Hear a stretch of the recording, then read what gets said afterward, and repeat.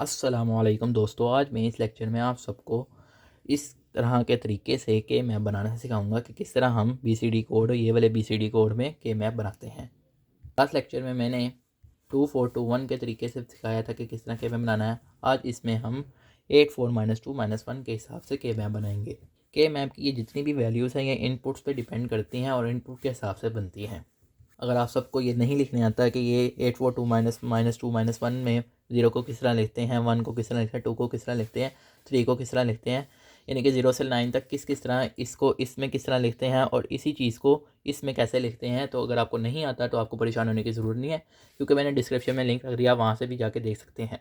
जैसा कि यहाँ पे 4 इनपुट थी, WXYZ और WXYZ लिख दिया, और जिस तरह ये सारी चीज़ें वही हैं, 0 0 0 1 1 1 इस तरह, और ये सारा अंदर देखें वही चीज़ लिखी हुई है, 0 0 पहले ये वाला, फिर ये वाला, फिर ये वाला, यहाँ पर ये वाला, फिर यहाँ पर ये वाला पहले, फिर ये नंबर, फिर इसी तरह 0 0 1 0, ये सारे ब्लॉक लिखे हैं जो कि मैंने लास्ट लेक्चर में भी पहले तफसील से समझा चुका हूँ।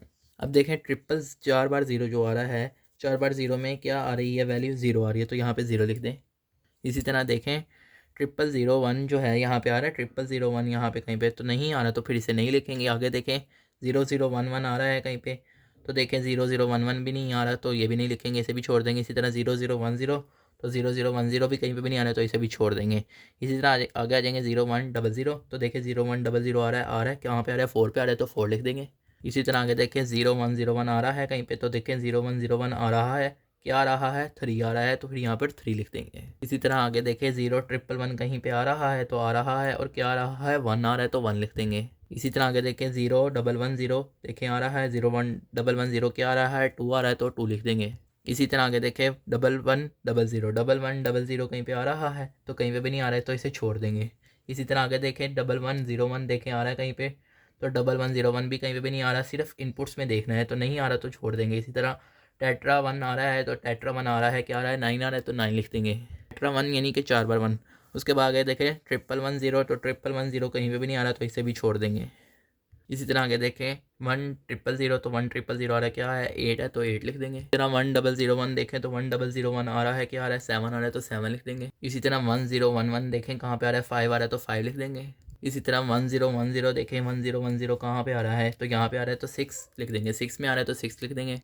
तो अब मैं जो हूँ इनको रिमूव कर देता हूँ ये जो है, और इसको थोड़ा सा और चेंज कर देते हैं। इससे हमें पता चला है कि हमारा इसके मुताबिक सेल 0 कौन सा है, सेल 1 कौन सा है, सेल 2। आप देखें यहाँ पर जितने भी सेल हैं वो 0 से लेकर 9 तक है, यानी 0 1 2 3 4 5 6 7 8 9। इसके अलावा कोई नंबर नहीं है, क्योंकि ये BCD में है, और BCD की मैंने आपको रूल बता दिया था कि BCD का क्या रूल होता है। BCD का मतलब होता है बाइनरी कोडेड डेसिमल। जो बाकी बॉक्स हैं जहाँ पे कुछ भी नहीं है, जिस तरह यहाँ पे यहाँ पे यहाँ पे यहाँ पर यहाँ पर, तो यहाँ पर XX लिख देंगे, मीन्स के डोंट केयर अप्लाई कर देंगे वहाँ पर। तो यहाँ पर इस तरह XX अप्लाई कर दिया बाकी जगह। अब हम A का निकालते हैं, के मैप बनाते हैं, B का और C का, D का, इस तरह इन सब का चारों का के मैप निकालते हैं और उनकी सिंप्लीफाइड एक्सप्रेशन निकालते हैं। देखें तो A की इनपुट में कहाँ कहाँ पे, आउटपुट में कहाँ कहाँ वन आ रहा है, 5 वाले में आ रहा है, 6 वाले में आ रहा है, 7 वाले में आ रहा है, 8 वाले में आ रहा है, 9 वाले में आ रहा है। तो 5 से लेकर 9 तक जो जो सेल हैं वहाँ पे आ जाएगा हमारा, यानी 5 to 9 सेल जो हैं वहाँ पर हम 1 1 लिखेंगे उस ब्लॉक में, उस सेल में, यानी कि, और बाकी जो है वो 0 0 है, तो उनकी जगह 0 0 से लिख देंगे।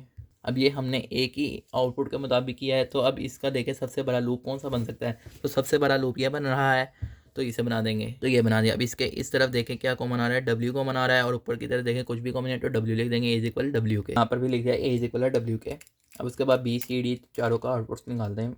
अब देखें B वाली आउटपुट में कहाँ कहाँ पे 1 आ रहा है, यहाँ पर देखें तो 1 जो है यहाँ पर आ रहा है 4 वाले में आ रहा है, 6 वाले में, 7 वाले में, 8 वाले में, 9 वाले में, तो यहाँ पे 1 लिख देंगे, और बाकी जगह 0। यहाँ पर इस तरह बना दिया। अब ये B वाला कर रहे हैं ना हम, तो B के मुताबिक इस तरह। अब यहाँ पे देखें तो सबसे बड़ा लूप कौन सा बन सकता है, ये लूप्स बन गए, एक ये लूप बन रहा है, एक इस तरह बन रहा है, एक इस तरह बन रहा है, एक ये और ये। तो अब इन सब के लूप्स के मुताबिक सिंप्लीफाइड एक्सप्रेशन निकालते हैं। तो सबसे पहले इसको डिस्कस करते हैं। तो अब ये देखें तो इसके ऊपर क्या कॉमन है, Y0, और इस तरफ क्या कॉमन है, W, तो Y0 W। इसी तरह हम इसको करते हैं फोल्डिंग लूप को, तो फोल्डिंग लूप में देखें क्या है, W कॉमन आ रहा है, और ऊपर देखें क्या कॉमन आ रहा है, Z0, तो W Z0। यहाँ पे एक लूप जो है वो छोटा बन रहा था, लेकिन अब ये मैंने देखा तो यहाँ पे बड़ा भी बन रहा है, तो बड़ा वाला बना लेंगे। तो अब ये 1 इस बड़े से कवर हो रहा है, तो बड़े से कवर करेंगे, तो WX आ रहा है, तो WX। अब हमारा सिर्फ ये वाला रह गया, इसको देख लेते हैं। तो इसके इस तरफ क्या कॉमन आ रहा है एक्स, और किस लाइन में आ रहा है वाई नोट जेड नोट वाली लाइन में, तो X Y naught Z naught यहाँ तक ऐसे हो गया है। तो मैंने इसे इस तरह लिख दिया, डब्ल्यू कॉमन आ रहा था, मज़ीद सिंप्लीफाई किया, Y naught plus Z naught plus X जो है वो कॉमन नहीं आ रहा तो इसको बाहर निकाल दिया। इसी तरह ये लिख दिया X Y naught Z naught. तो मैंने बी की भी सिंप्लीफाइड एक्सप्रेशन लिख दी है। सी में जहाँ जहाँ वन आ रहा था, जिस जिस सेल में मैंने वहाँ वहाँ वन लिख दिया, और जिस जिस जगह जीरो आ रहा था वहाँ वहाँ जीरो लिख दिया है। अब इसमें देखें सबसे बड़ा लूप कौन सा बन सकता है, तो वो देखें इस तरह ये लूप बन रहे हैं। मैं इसकी सिंप्लीफाइड एक्सप्रेशन लिख देता हूँ। अब आपको निकालने आ गई होगी कि किस तरह सिंप्लीफाइड एक्सप्रेशन निकालते हैं लूप की मदद से।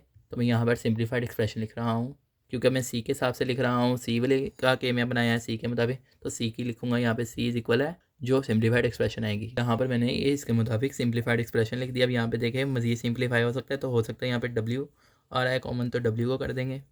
अब ये एक यहाँ था कोई, अभी इसको देखें तो इसको मज़ीद सिंप्लीफाई कर सकते हैं, तो इसको भी करेंगे। इस तरह इसको देखें तो इसको भी कर सकते हैं, क्योंकि अब ये देखें तो ये एक्स एन ओ आर की है और ये एक्स ओ आर की है, तो इसको उसके मुताबिक मज़ीद सिंप्लीफाई कर देंगे। ये मज़ीद सिंप्लीफाई होकर सी की एक्सप्रेशन निकल आई।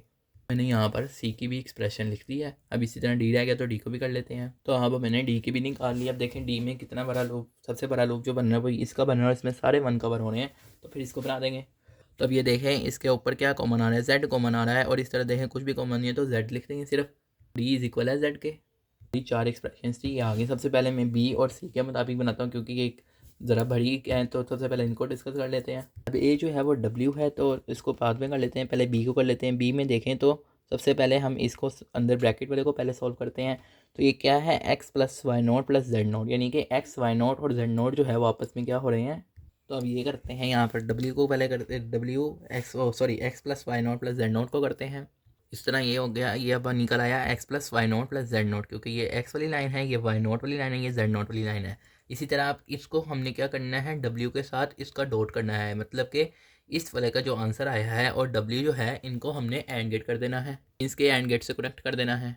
अब हमारे पास इतना पार्ट हो गया। अब उसके बाद यहाँ पे क्या है X Y naught Z naught, यानी कि एक्स वाई नोट और जेड नोट जो है तीनों मल्टीप्लाई हो रहे हैं, तो इन सबके साथ जो है वो हम एंड गेट लगाएंगे। अब हमारे पास ये जो फैक्टर है और ये जो फैक्टर है, मीन्स कि ये वाला ये फैक्टर है, ये वाला फैक्टर जो है ये वाला है, इन दोनों जो है आपस में क्या होने प्लस होने, तो इन दोनों को प्लस करेंगे, क्या मतलब कि इन दोनों को साथ और गेट लगा देंगे, और ये जो हमें फाइनल एक्सप्रेशन मिलेगी ये बी की मिलेगी, यानी कि बी की।